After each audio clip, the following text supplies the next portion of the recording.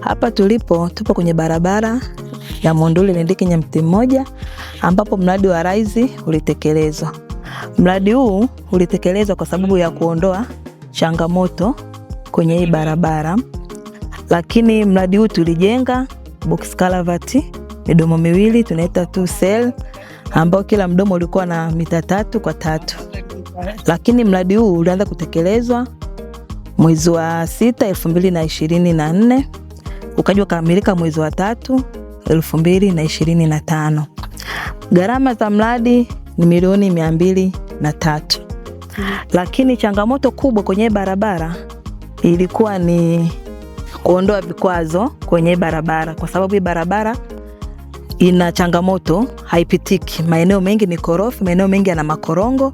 Kwa hiyo tukaona bora mradi huu tuweze kutekeleza hapa ili kwa ajili ya kuondoa vikwazo. Lakini bado tumeondoa kikwazo kimoja kwenye ile eneo, lakini bado kuna maeneo mengi kwenye barabara inatakiwa tuweze kuondoa vikwazo.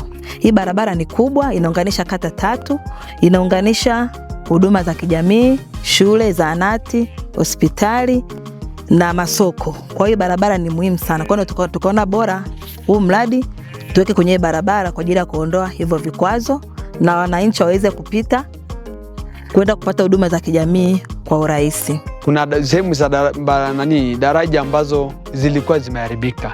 Hii ikiwa ya kwanza kuwa ni daraja moja ambayo ilikuwa mbovu sana, ambayo soko liko Monduli, wananchi wako huku vijijini, lakini daraja hili likiharibika, mvua kipindi cha mvua, wananchi wanakwenda kwenda Monduli, wananchi wanakwenda kwenda sokoni, wananchi wanakwenda kwa kila maendeleo, hata wanafunzi kwenda hapa kwenda shuleni, kwa sababu kuna shule moja Orkeso pale na shule nyingine iko hapa. Kwa hiyo na maana kwa daraja liko katikati.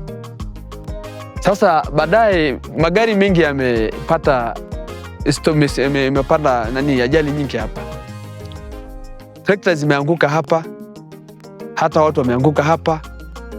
Lakini baadaye tulikuja kupata msaada mkubwa sana kupitia TARURA kwamba walikuja kujenga daraja hili. Daraja hili limekuwa msaada mkubwa sana. Hapa leo hii kipindi mvua iliponyesha hatujakwama tena.